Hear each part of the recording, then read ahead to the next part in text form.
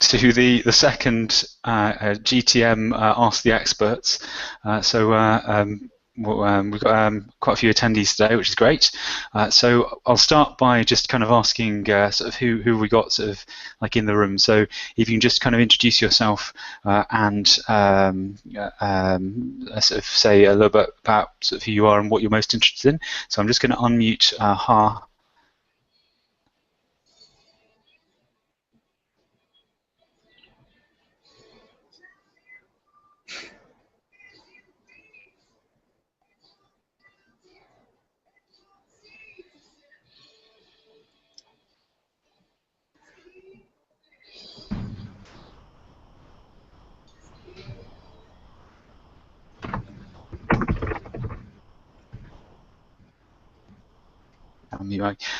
Tahir, it looks like you're the only one that's unmuted, so do you want to just introduce yourself and say what you're looking to learn today?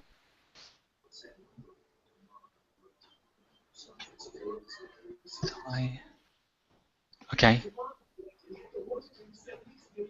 Okay, bear in mind that if people are watching sort of on air, they may not necessarily be able to see the sort of comments, but that's great.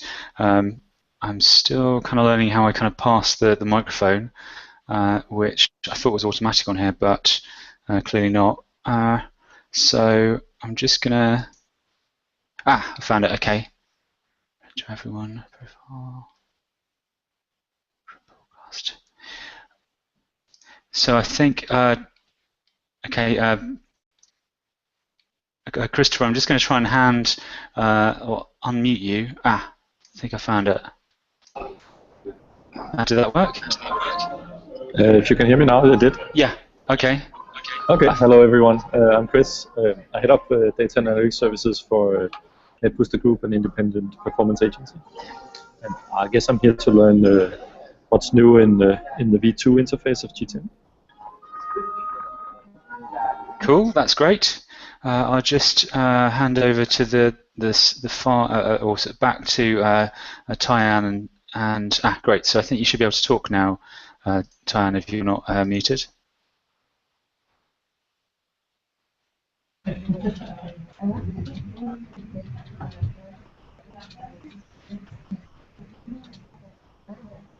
Okay. So we'll.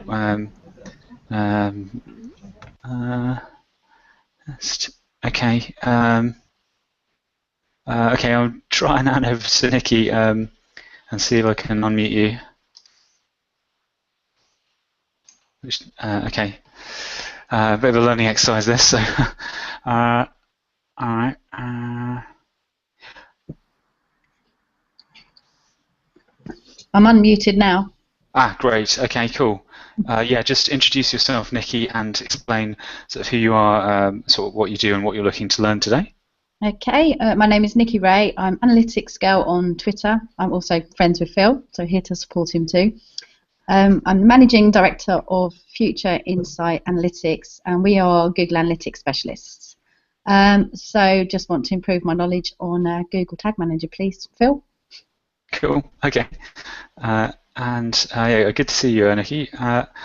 I'm just trying to. I'm still kind of like learning how to use Google Hangouts on Air with a bit of a kind of swimming in the deep end here. But it's my first time as well. Yeah. So I'm just going to try and see what happens if I double-click on a different attendee. I'll go through them now in sequence and see if it will let me let them talk. That one doesn't seem to do anything. So just try Hugh.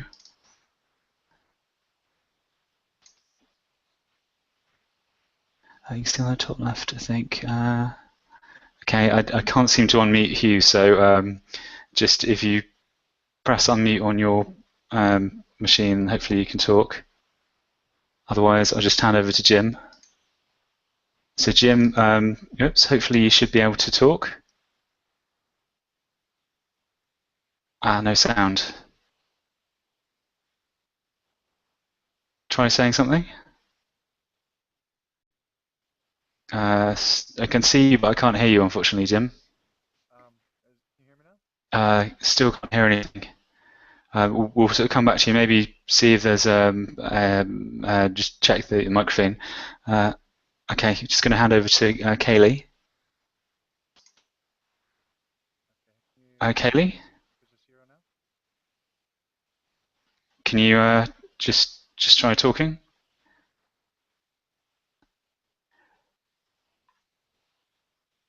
Okay. Nothing. Ah, who's that? Okay. Yeah. Jim? Yeah. That's. Sorry, I think we couldn't quite hear you there. So it for some reason we didn't hear anything you just said. Just to repeat what you just said. Can you hear me now? Is this okay? Oh, great. Sure. So my name is Jim Janolio. I'm a senior digital analyst at Lunametrics. Just figured I'd want to hop on here and talk a little bit more about the V2 migration and find out a little bit more of that. Great. Cool. Good to have you here, Jim. Thanks. Okay, I'll try and hand over to Haley, see if that works. No. Okay. Still on mute, Haley. So and Seymour, I think, is also muted. And Xavier, I don't know if you're still muted. Yes, hello. Ah, yes. So just introduce yourself and just say a bit about. I am in charge of implementing marketing tags in a travel agency group, and I use extensively Google Tag Manager. So I'm very interested to this migration Q&A, and I just try to keep up with the technology and see what might be the migration job and how maybe we can roll out this internally. Cool, great. Okay, and sorry, I can't remember. Tan, did you say hello, or can you speak now? Or sure. Can you hear me? Yep. Okay, great. I work as a digital analyst, mainly using GA. I started using GTM a while ago, based in South Africa. So I just wanted to know more about how to migrate from a couple of containers in version 1 to version 2. Cool. Okay, and so I'll go back to great. Okay, so apologies there for kind of a bit of a quick learning there. At least I know how to kind of sort of pass the baton. Okay, so we've got the next kind of hour or sort of 50 minutes available to kind of go through this topic. Also, you can post questions on the public kind of Google Plus thread. So obviously, bear in mind that people can't necessarily sort of see the comments on the right-hand side. Also, I did a sort of webinar on V2 migrations, which I'm just going to paste into the public comments and also on the private ones on here. So I'm still at the moment, I've only done sort of manual migrations from V1 to V2, but I'm hoping that sort of Google will sort of open up an automatic way of migrating at some point sort of in the future. Obviously, just because at the moment, in order to manually migrate, you have to change the GTM account ID, which is a bit of a problem for if you've already got an existing implementation. So I haven't really sort of thoroughly sort of played with any sort of existing sort of new migration tools that Google may be sort of introducing. So I can't sort of talk about sort of those, but I can kind of talk about any sort of manual ways of sort of upgrading. So I mean, shall I? Hopefully, I think I could either sort of go on to ask kind of questions, or or I can do sort of load up that set of slides and sort of talk through those. The slides actually just go through the sort of what's changed and things to kind of look out for. Would it be best to wait for the auto migration? Yeah, this question kind of is coming up a lot. So from what's publicly been announced is hopefully, well, it keeps being kind of moved, but from what I've been told is maybe within the next kind of month or so, there'll be a button that says kind of upgrade from old version to new version, and it could take maybe sort of a couple of days for that to sort of finish migrating. But if that becomes available, then initially it's going to be a manual process of press or an opt-in process to migrate, and then maybe at some point they'll sort of automatically upgrade. But currently, in theory, both and when you export from V1 into V2, it should work exactly the same, but there's more of a maintenance issue, which is there's a chance that you might, or a user might not fully understand what tags are active and how to maintain some sort of triggers in V2. So it's more of a reducing risk as to why a company might want to kind of migrate in its current form. So yeah, I'm kind of still sort of advocating sort of waiting until it's been thoroughly sort of tested. There's the kind of automatic migrations, but because there's not really any kind of any features that are unique to V2 that are not really in kind of V1. Well, there's a handful, but they're not kind of critical features at the moment. I'm just reading through these questions. I'm seeing if I can. I'm not quite sure how I unmute everyone, so. Let's just try handing over to Jim to see if I can see if you have any sort of questions, sort of Jim. So yeah, can you hear me now? Yeah. Oh, great.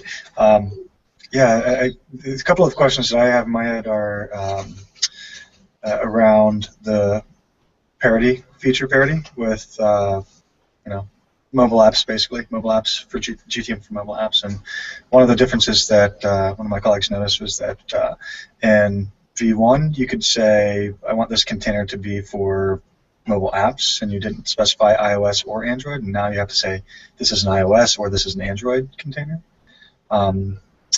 We had a kind of a question here on our side of whether that was a bug or whether that was kind of an intended feature, and what the thinking is around that. I don't know if you have any information on that, Phil. Yeah.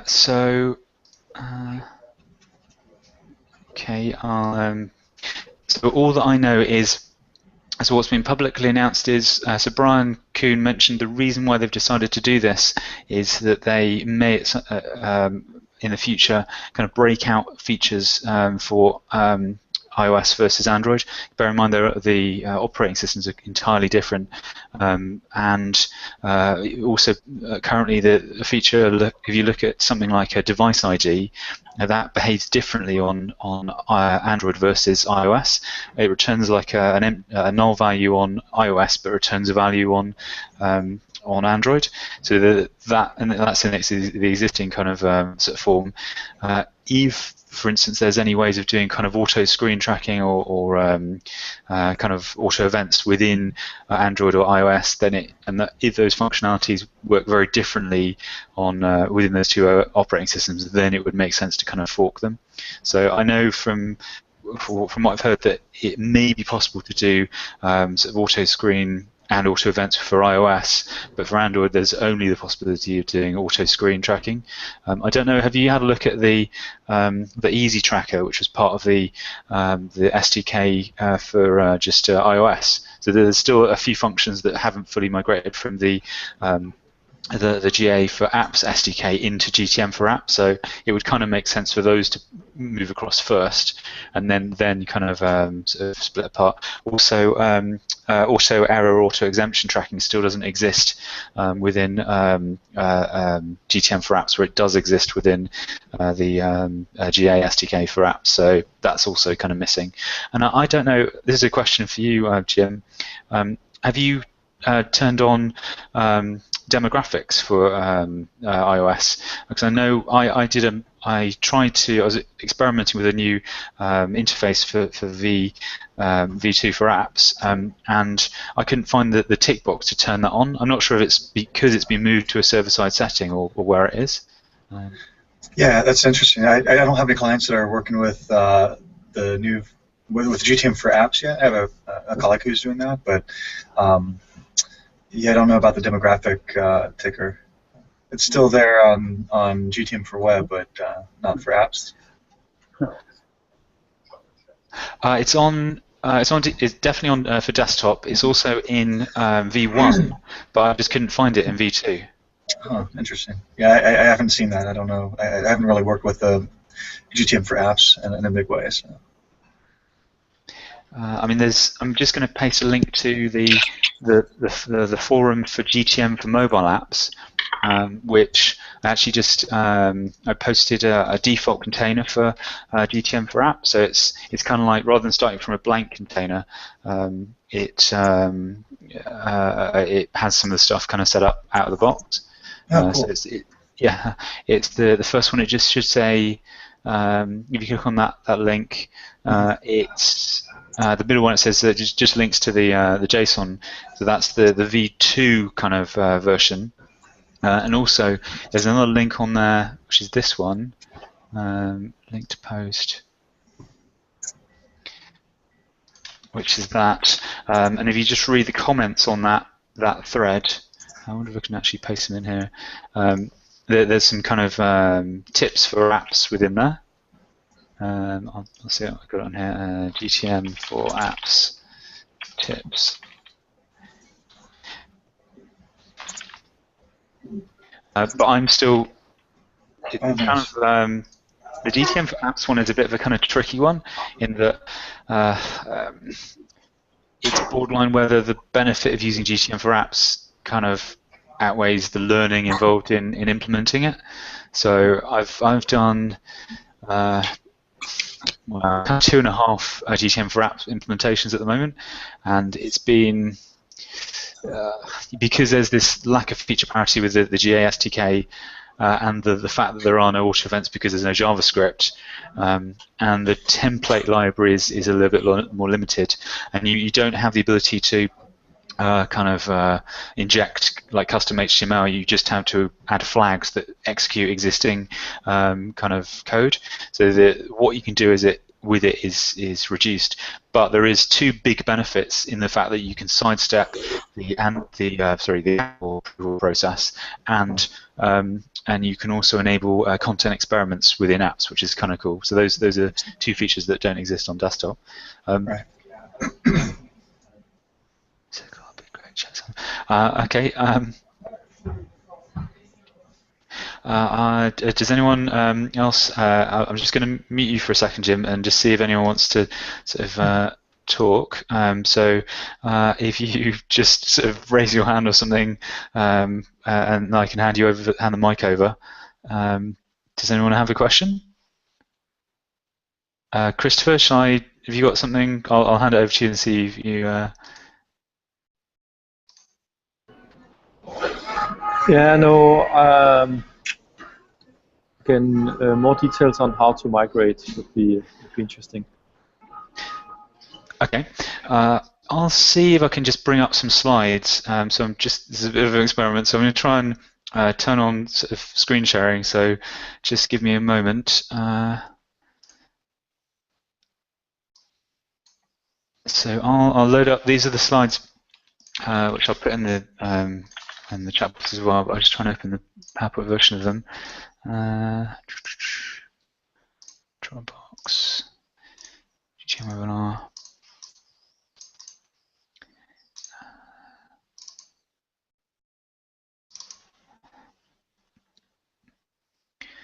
Slideshow from the beginning.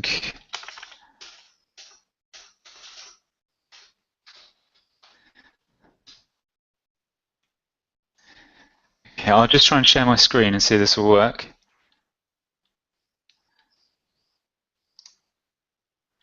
Share. Okay, so share your screen, present to everyone.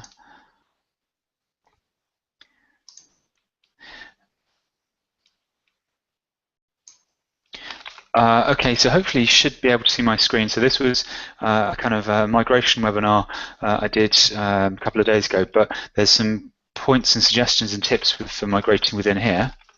And also going through the differences between kind of V1 and V2, and then upgrade kind of checklists. So a couple of kind of obvious things. So at the moment, when I've been doing the manual migrations, I've got to go through about 3 different processes. So the first one is I've been having to rename the macros and turn them into the equivalent kind of default variables, so that they kind of all tie in nicely. And then the second thing is I've then got to go in and kind of sort of switch over the some of the tags so that they're using default kind of trigger tags, and also then remove the old sort of the legacy kind of tags. I did, in this particular webinar, there's 2 links within here which I'm going to jump straight through to, which is kind of near the end. So I did a link to the old interface, here we go, and the new one. So in here, there's 2 bit.ly links. One says bit.ly old, and the other says bit.ly new GTM. So those are where I've got a V1 kind of set up, and then I imported that V1 kind of setup into V2, and then manually migrated, and then the V2 bit, which is new GTM, that's the output of having sort of completed that migration.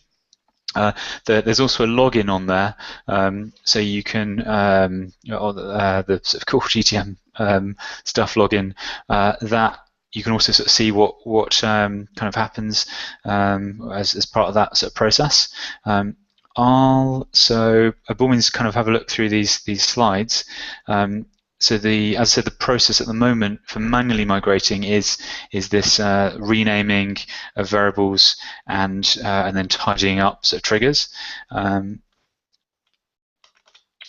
Cool. I'm going to also mention. I had this is a kind of question for the audience as well. Actually, I had an issue with I was using a global blocking rule in V1, which is just an all pages rule. When I migrated that across, I found it wasn't blocking stuff in V2. So I'm kind of curious to see if anyone else had any similar experiences of anything that didn't quite sort of fully migrate. I'll just try and see if, rather than me kind of talking, I'll see if I can get it so that it automatically allows people to sort of talk. While I just exit this.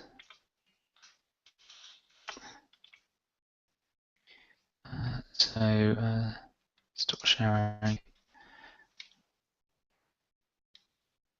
So okay, Jim, have you got questions on or anything that you've noticed when you've been migrating that hasn't worked quite as smoothly as you were hoping?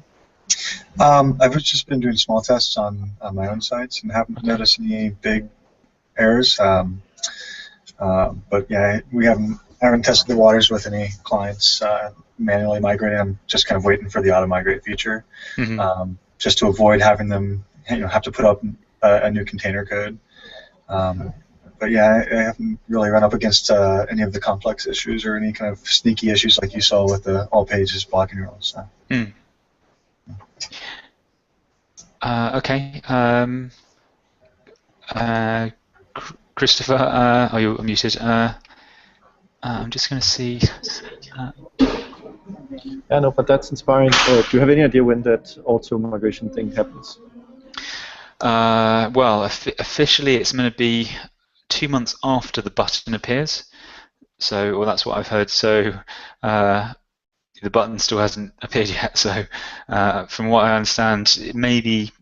This is kind of like finger in the air, and it's not really not me who decides. So I'm hoping it would be in a couple of weeks, but it may be more like 4 weeks-ish before the button appears.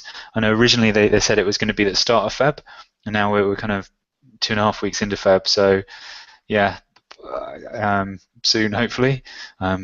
I mean, it would be. I think the biggest problem is going to be, obviously, let's just say this button appears on the 1st of March, and there's a 2-month kind of window. So that's going to be April, May. So possibly end of May, early June is when these auto migrations may potentially start.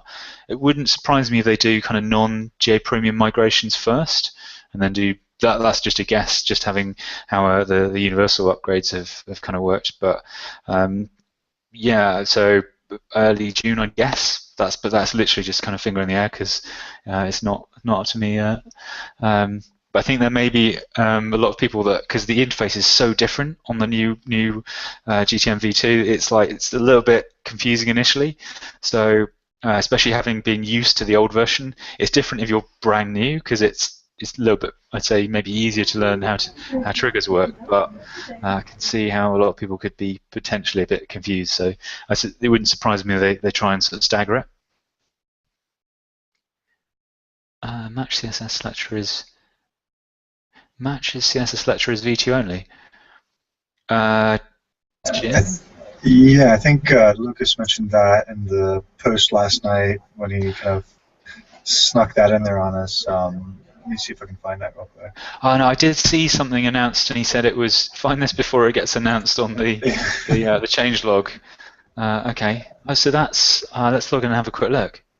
This is an auto event, is it? Yeah, so you can say, listen for clicks on links that match, class selector, or with attributes that match this. It's actually pretty nice. Where is that in the form here? Hold on. Yeah, he did it pretty late last night, so Simo was upset because he was still, the time zone difference. He didn't get a chance to compete. Okay. Didn't say what the prize was either, though. No. How do you? Is there a screenshot? Okay. Here it is. Let me see if I can post this link. Copy.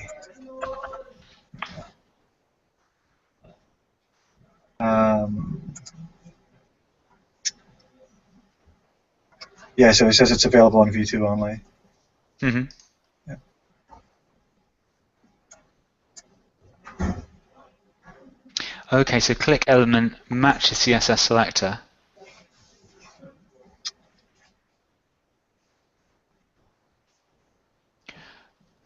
Okay.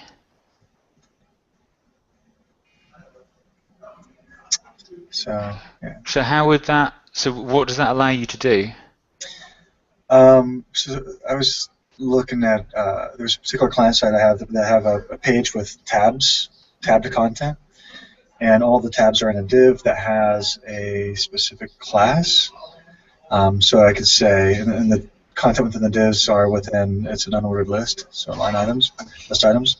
So I could say, listen for clicks on basically all of the list items within a div that has a specific class, basically. So like dot, tab, item, li, something like that. Yeah, okay, I got you. So where previously you can only do it with jQuery, now you can actually do sort of selection. So if an ID or class, let's say a link doesn't have an ID and the class of that link is like more than 3 levels, kind of so it's like a 4th level or something, then you've got to use a selector in order to be able to track that link as a click or as okay, cool. I've actually got a use case for that for a publishing site actually, so that's really interesting to know. Otherwise you're stuck with creating a whole bunch of custom HTML listener tags using jQuery that says listen for this specific link, and it just gets a little bit messy. Yeah, and it also reduces the need to have kind of clean markup because it makes it easier to piggyback using kind of existing markup. Okay, cool. That's really interesting. I'll have to experiment with it. So okay. So can you still do? So if it's like a selection box, I suppose that's not. That's not. Would you necessarily do that as a CSS selector? Like a drop-down box, or is this more just for? I think you can use CSS selectors for like active fields, input fields, buttons, radio buttons. I'm a little rusty on my CSS selectors, so I was looking through some of those last night, but I think it can be pretty powerful. Okay, cool, neat. So so inline form tracking potentially you could use this for. Yeah, I have a form tracking script that might become redundant now. Sweet. Okay, cool. If anyone's got any examples, and if they've got like a JSON file where they've created this as a working model, it'd be great if you could sort of post it, just so I can sort of unravel some examples. Or that's the thing that's kind of missing at the moment. I've pasted quite a few sort of templates that I use, but there's not really a centralized way of kind of finding templates, like import templates. So yeah, it'd be great if that existed. Speaking of which, on the subject of kind of import templates, I did another presentation fairly recently, which is this one I did at Super Week, which has some config files for Drupal, Magento, WordPress, and also events. So I'll just see if I post a link to it. Annoyingly, when you post links from SlideShare, in order for the links to work, you have to download them as PDFs, which is kind of annoying. But but have a whiz through that.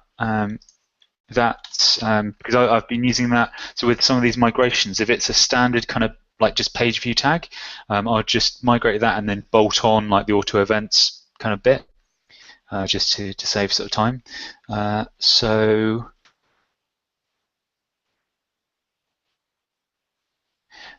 Kelly said,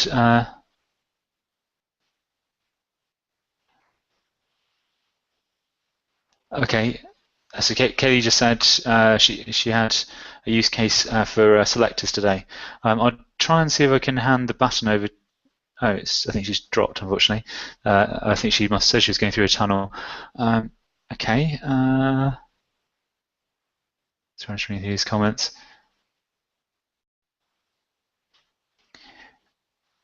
Okay. I'm sure that. Oh, sorry, Jim. I think you did.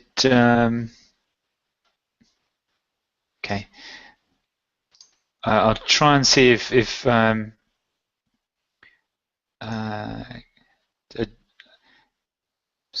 yeah, okay. I'll hand you over the button over to you, Jim, just while I load some other stuff. Oh, sure. Can you hear me now? Yeah. Okay.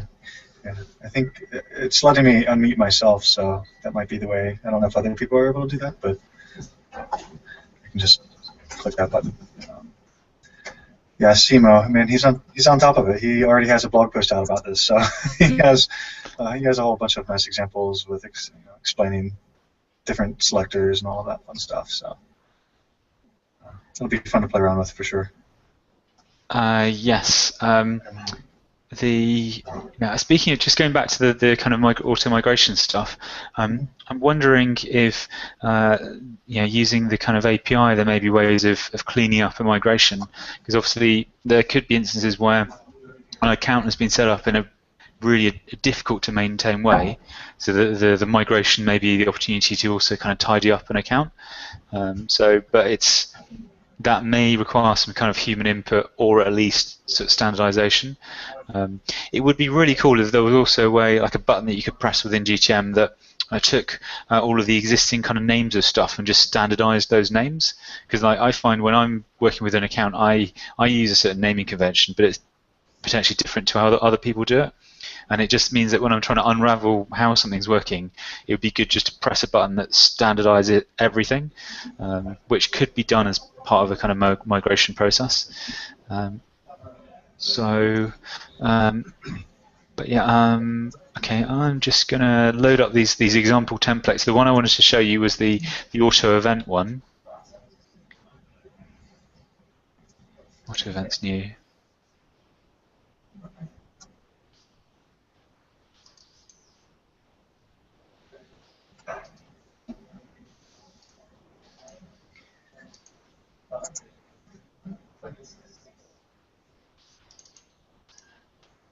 Has this one. So I'll just try and see if I can share my screen again.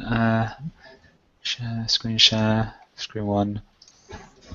So you're currently sharing, present to everyone. Yeah, so just kind of, so going back to the subject of migrations, if you were just migrating an existing account, creating a brand new account, and it's just got a page view tag active, you could potentially just bolt on auto events.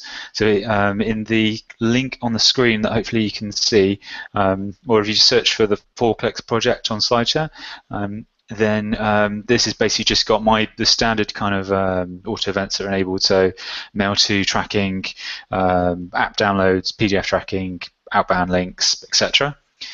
So it would also be great to get feedback on these. One of the big problems I've had with using this method is there's not really a consistent way of declaring the GA sort of account ID, so that it's hard to kind of know exactly like what to kind of tie that field to. Bearing in mind that I'm using a macro to reference the account ID, so for my containers it's fine, but when I'm trying to combine this with other containers, it's that there's not like a default macro for account ID, which does make it significantly harder to kind of bolt on some of these elements.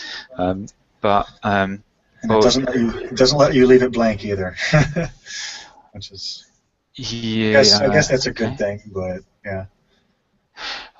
Yes. Well, I suppose you could leave it. You could set it as like a UA-1-1, so it kind of goes nowhere. So it's not empty, but yeah. So I mean, to give that, so that for the link for the slide that I put on the screen, you can see how that sort of renders. So if I do, so it should still say, can you see this? It says manually upgraded container. Yeah. So these are, so this is, that's that one, and then that old one here. So, here's how I kind of structure stuff. But just going back to that point of the account ID. So I personally use a constant string initially, which is obviously kind of referenced within the account, so that if I need to change the account ID, I could just change it once everywhere. But as a personal preference, I also use a kind of nesting. So it's actually referencing this first one, and that then falls back through to, so that first one's doing an account ID lookup, with the container ID, then it's falling back to a host name, and then whether you're running it in debug mode, etc. These bits are going to be unique to the way that I kind of do stuff. The rest of this is all much more kind of standardized. So, but yeah, the one thing it's missing as well, it's really annoying there's not a click path kind of default macro, because I use that one quite a lot, just because it's way more reliable than click URL. So I end up having to create these ones. Whoops, no, it's on. Sorry, I'm not sure if you can see my screen there. Sorry, I was just loading up these these examples, which was so just the constant string here, and then these lookup tables. So it'd be great to get feedback on these files if you have a chance to kind of experiment with them. So these ones, there's no kind of page view in here. It's just auto events. The other thing I generally do as well when I kind of turn these on, I actually I'll download the sort of default file and then just change the. So for instance, I use UA-1-1, and then so in here, actually this one's money container. Oh, it's actually auto events. It's this one, sorry.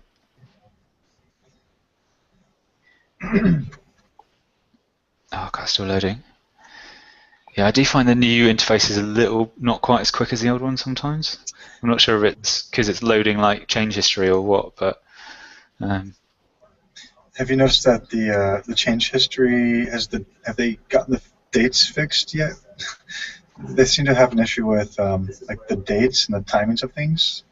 I was given a training a few weeks ago, and it was a brand new container just created, and I published a version, and it said this published. I think it said something like published 50 years ago. It was something. I think they were having some issues with the dates in there, but I don't know if they've gotten that fixed. Have you seen that at all, or? So I saw that on an advanced segment once where it went weird, but I haven't seen that. The dates themselves seem to be okay. The thing that I find really annoying though is when I go into a version, the thing I want to do with version history is I want to see what changed, and if I go into changes when it loads, so it's moved the bit that's changed right to the end of the page down here, and it's like, oh, it's so annoying. Like just show me the bit that I want to see. Right. I have no clue why they did that. So, but no, I haven't seen the order of stuff in terms of it seems to be sorted by a date and time order. So I don't have I haven't experienced an issue there. I would say it's a little bit harder to kind of rename stuff. And I think there was I wouldn't say, I'm not sure this is a bug or not, but it doesn't allow you to edit the name of your draft version. You can only edit the name of of a currently version, which is but anyway, yeah, so I just wanted to kind of show, so that example, say you're migrating, you want to turn on to auto events quickly out of the box. This is the technique that I use. So I'll go into, let's just say, so the first thing, I'm just going to create an empty account.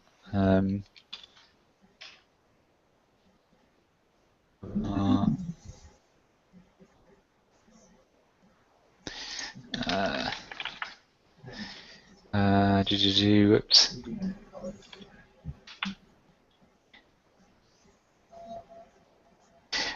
So on this one, oh god, sorry, it's loading a little bit slowly on here. When it loads, so let's just say this is a brand new account. So I'm migrating from V1 to V2. So let's just call it 00 empty, and it's just a page view. Let's just assume that it's just a page view tag within there. Actually, the other good thing on the new version, it automatically creates a V1 container, which is handy.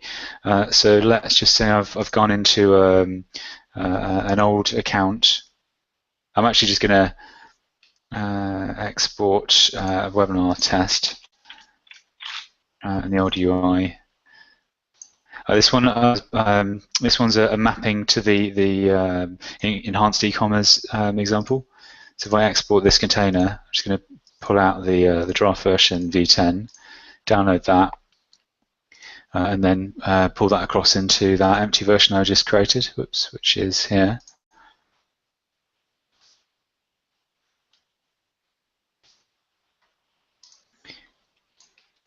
Whoops, just lost it.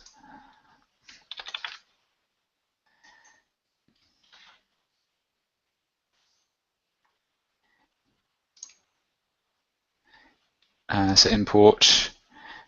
So this was a migration. You could literally just pull in that download the v10, which I've just sort of exported, and then it's going to pull in the v1 account straight into here.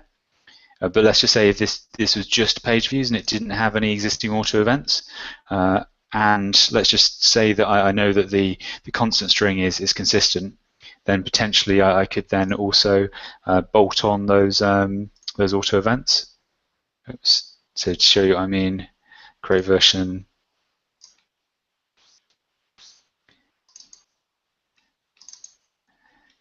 So say auto events new interface.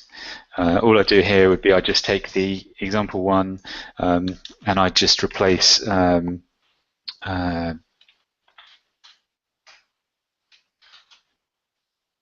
your domain. I'll do replace, actually, I want to edit, replace. Enhanced e-commerce, so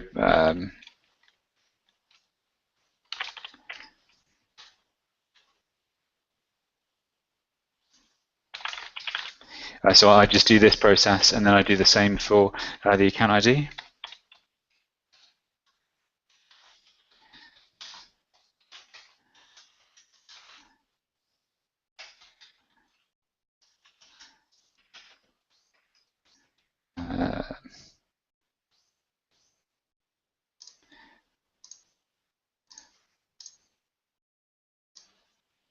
And then I could bulk import that file. I'll just try it quickly if it will let me. Oh god, the internet's sorry, a tiny bit slow on here.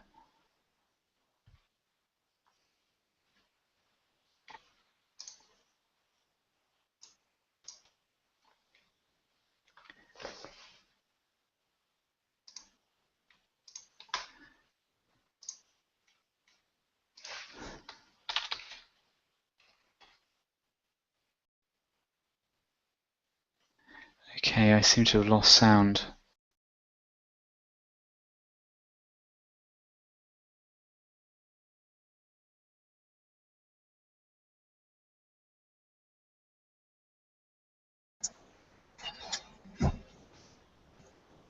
Uh-oh, it looks like we've lost Phil.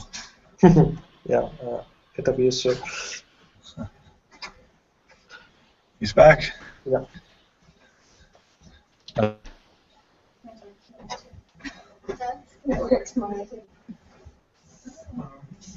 Hello? Hi. Hi, Jim. For some reason, my computer apparently went to sleep, or that's what HangoutOnAir thought, so it just threw me Oh no. out. Oh no. It's kind of like I was just happily talking to myself and then realised that I was talking to no one. So, Well, I heard you all the way up until you said it looks like I lost sound, and then a couple of seconds later, you dropped out. So. Okay, sorry about that.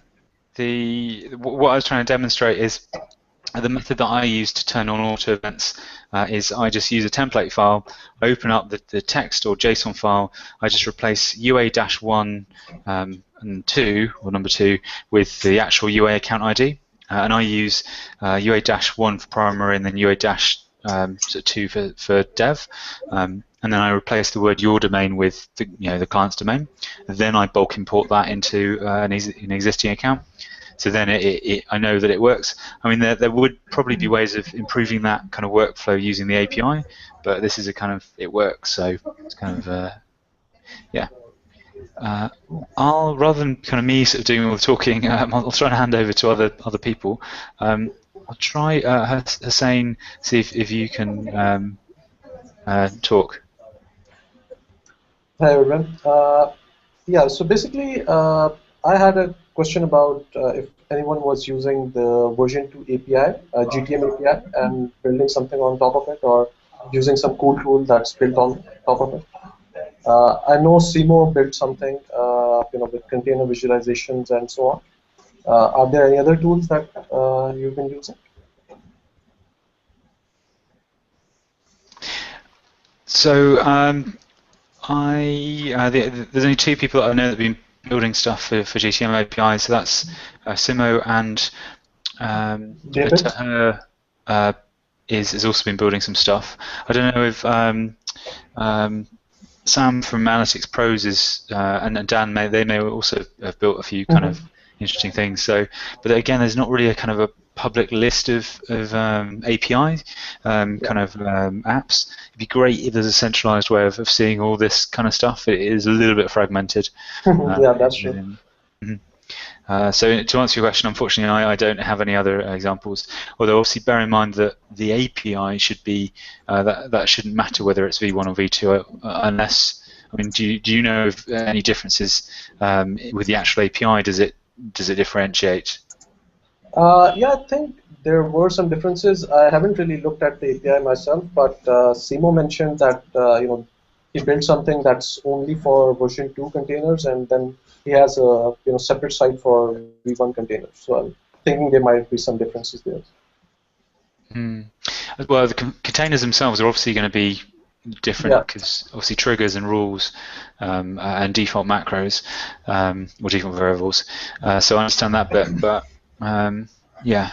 Yeah, maybe the API also has slightly different endpoints. So to kind of flow from that, do you have any kind of requirements that you want from the API that any tools that you could think of that we could build? Okay. So I mean, I sometimes have to do audits, so GTM audits. So I've got a PowerPoint deck that I use for auditing, and it'd be great if that was pre-populated. At least with some of the kind of health check stuff. And I might be able to share that template, or if it would actually be a good idea to try and set up a public kind of Dropbox folder for templates and resources and stuff. So maybe I'll try and add that to that. But the other use cases, I would say, would be, I mean, it's kind of the obvious one is building out a kind of the ability or a marketplace for tags, so a marketplace on top of GTM, because you could quite easily see how a client would quite easily pay, like say $5 just to add a tag that would take them an hour of development time or something. So it makes sense to build that aspect out. Or a way of doing a cleaner migration, so kind of migration plus, so something that turns on other features in addition to migrating, or is more comprehensive than Google's kind of migration tool. I can see how that could be helpful. Also, if you're managing huge accounts, as in ones where you need to sort of separate out sort of versions or accounts for different countries, then and if you're managing lots of users, then I can see how the API potentially could be helpful there. And also security as well, for anything where you need kind of automatic checking of who's got access and restricting privileges and stuff like that. Yeah, interesting. Yeah. I was just kind of thinking of trying to play around with the API, but haven't really got a killer idea myself yet. I did hear there was someone was posting about creating an integration with GitHub, so that obviously there's the ability to fork changes, which is a problem when lots of people are working on an account. So I'm trying to think. That's an interesting idea. Yeah, I'll try and remember the name of the. I think it was Igor. There was a post on the forum where there was we were talking about kind of API use cases or a list of examples, and if you try and find that thread, then if you subscribe to that, then you'll get alerts when that sort of happens. Certainly. So we could actually build something on GitHub as well to kind of share templates, because all of them are just JSON files as well. Yeah, that's a great idea. Yeah, because also then you could sort of submit changes or just pull the question. Yeah. Great idea. Yeah. Well, if you create it and then I'll have to submit my. The only thing is, how would it? I mean, there's containers that I use for default configurations, so it would have to pull those containers down into GitHub, so that when I create a version, it refreshes it. This basically would kind of update on that. But my kind of general idea was that we don't really have a centralized place for different types of templates. So we could probably use GitHub for that as well. So it's generally a place where anyone could kind of add their tags that they're using or recommended tags and so on. And probably some core moderators probably from the GTM forum could kind of moderate that and accept new tags into it or so on. That makes a lot of sense. So in effect, a sort of script library or a sort of JSON library that exists outside of the kind of Google sort of ecosphere. I think maybe it's worth posting that question on the forum and also maybe creating a starting to get examples of that. So it's now almost 2 hours, so I'm going to stop the broadcast. And just the other thing I was going to mention is we're going to try and do this every 2 weeks, hopefully, so hopefully it's a good chance for people to just ask questions and find out what's happening. So please kind of I'll try and, as I said, we'll hopefully sort of smooth out the technical issues for next time. So, but it's hopefully a good kind of learning experience. So I'll send through those the calendar alert for the next time, and I'm just going to press stop broadcasting.